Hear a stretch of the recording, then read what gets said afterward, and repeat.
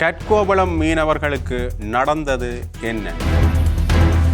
மீனவர் தொடர்பான பிரச்சனையில் அரசாங்கம் மௌனம் காப்பது ஏன்? எப்பொழுது இந்த மீனவர்களது பிரச்சனைகள் முற்றுப்பெறும்? தொடர்ந்து பேசலாம். இது ஆயுதம். இதன் ஒரு சொல் கொல்லும், ஒரு சொல் வெல்லும்.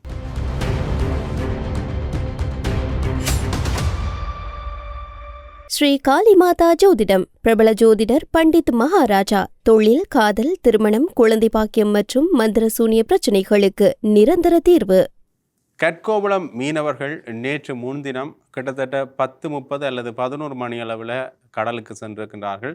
இன்று வரையிலுமே அவர்கள் இந்த காணொளி எடுத்துக்கொண்டிருக்கின்ற இந்த பகுதி வரையுமே அவர்கள் இன்னமுமே வீடு திரும்பவில்லை, கரை திரும்பவில்லை. இதனால் கட்கோபளம், பருத்தித்துறை கட்கோபளம் பகுதி முழுவதுமே சோகத்தில் ஆழ்ந்திருக்கின்றது.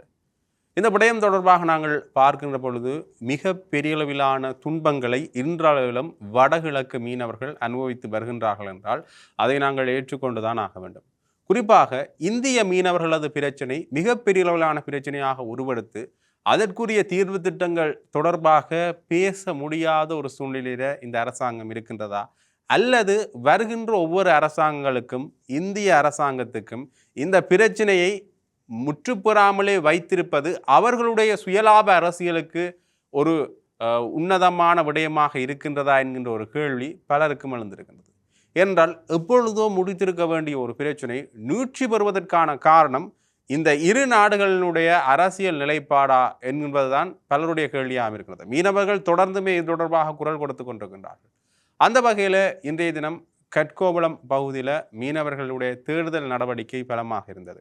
சக மீனவர்கள் கூட தேடுதல் பணியில் ஈடுபட்டிருந்தார்கள். அது மட்டும் இல்லாமல் இன்னொரு விடயம் பலமாக தெரிவிக்கப்பட்டிருந்தது என்று பார்த்தீங்கன்னா, ஏர்ஃபோர்ஸஸ் இதில் தாமதமாகத்தான் ஈடுபட்டிருந்தார்கள் என்ற ஒரு விமர்சனம் முன்வைக்கப்பட்டிருந்தது. அரசாங்க தரப்பில் இருந்து உடனடியாக இதற்கு வான்படை அனுப்பப்பட்டிருக்கின்றது. அவர்கள் தேடுதல் நடவடிக்கையில் ஈடுபட்டிருந்தார்கள். அவர்கள் தேடுதல் நடவடிக்கை ஈடுபட்டாலும் கூட எந்த ஒரு பெறுபேறுகளும் மீனவர்களுக்கு சாதகமாக வரவில்லை என்ற நிலைப்பாட்டை தான் அரசாங்கத்தினர் கூறியிருந்தார்கள். அது மட்டும் இல்லாமல் நேற்றைய தினம் அளவில் ஒரு குறிப்பிட்ட பகுதியில் ஒரு விலை குவியலாக இருக்கின்றது, ஒரு பகுதி விலை இருக்கின்றது என்கின்ற விதத்தில் பேசப்பட்டிருந்தது. இருந்தாலும் கூட இன்றைய தினம் அதை அந்த துருப்பை மையமாக வைத்து கூட எந்த ஒரு பெறுபேறுகளும் சாதகமான வகையில் அமையல். ஆகவே இந்த 4 மீனவர்களுக்கும் என்ன நடந்தது என்ற ஒரு கேள்வி பலத்த அளவில் இருக்கின்றது. குறிப்பாக இந்த மீனவர்கள் பிரச்சனை தொடர்பாக நாங்கள் பார்க்கின்ற பொழுது கூட அண்மையில் கூட இந்திய மீனவர்களால் ஜாழ்ப்பாணத்தைச் சேர்ந்த மீனவர் தாக்கப்பட்டிருந்தார். அது தாக்கப்பட்ட பிறகு அதற்கு எதிராக பலரும் கண்டனங்களை தெரிவித்திருந்தார்கள். தொடர்ந்தும் அரசியல் தலைமைகளில் இருந்து மீனவ சங்கங்கள் வரையிலையும் தங்களுடைய குரலை கொடுத்ததை காணக்கூடிய மாதிரியே இருக்கின்றது. ஆகவே இதற்கான அடுத்த கட்ட நகர்வுகளை அரசாங்கம் எவ்வாறாக எடுத்தது என்ற இன்னொரு கேள்வி ஒன்று எழுகின்றது. அது மட்டும் இல்லாமல் இதற்கு முன்னைய காலப்பகுதியில் கூட நெடுந்தீவு மீனவர்கள் இந்திய மீனவர்களால் தாக்கப்பட்டிருந்தார்கள். அது மட்டும் இல்லாமல் இந்திய இழுவைமடி படகுகளால் எங்களுடைய வடகிழக்கு மீனவர்களுடைய சொத்துக்களுக்கு சேதம் விளைவிக்கப்படுகின்றது. கிட்டத்தட்ட இந்த இந்திய இழுவைமடி படகுகள் இங்கே வந்து ஒரு குறிப்பிட்ட தொகையான மீனை ஒட்டுமொத்தமாக அள்ளி செல்வதால் தொடர்ந்து மீனுடைய இனப்பெருக்க பிரச்சனை என்பது ஒரு கேள்விக்குறியான விடயமாக இருக்கின்றது. தொடர்ந்தும் சிறிய மீன் வகையிலிருந்து பெரிய மீன் வகைகள் வரையிலையும் அவர்கள் கொண்டு சென்று விடுவார்கள். ஆகவே அடுத்த கட்ட இனப்பெருக்கம் தொடர்பான பிரச்சனை எழுகின்றது. அது மட்டுமில்லாமல் அந்த குறிப்பிட்ட மீன் அகழ்வுக்கு பிறகு தொடர்ந்தும் எங்களுடைய தேவைக்கு, குறிப்பாக வடகிழக்கு தேவைக்கான மீனுடைய வீதம் குறைவாக இருக்கின்றது. ஆகவே இதால் பெருமளவில் மீனவர்களுடைய பொருளாதாரம் பாதிக்கப்படுகின்றது.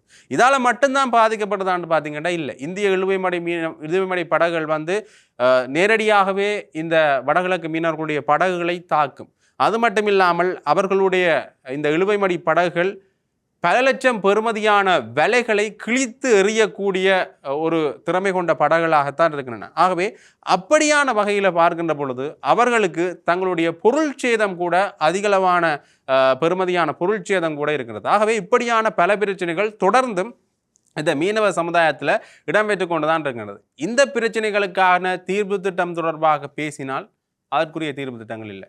கச்சைதீவு மீட்பு தொடர்பாக தொடர்ந்து இந்தியாவிலிருந்து அழுத்தங்கள் வந்து கொண்டுதான் இருக்கின்றது.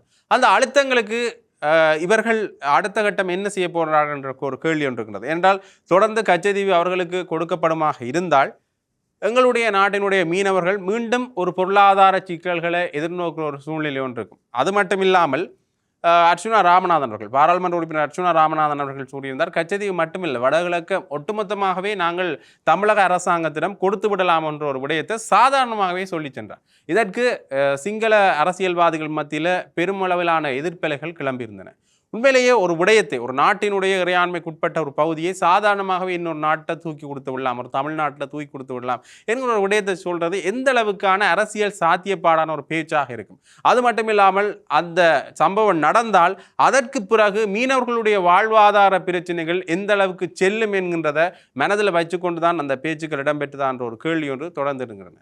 ஆகவே நாங்கள் இந்த கட்கோளம் மீனவர்களுடைய பிரச்சனைக்கு மீண்டும் வந்தால் இந்த என்ன நடந்திருக்கலாம் என்கின்ற எடுகோள்கள் தொடர்ந்துமே பேசப்பட்டு வருகின்றன.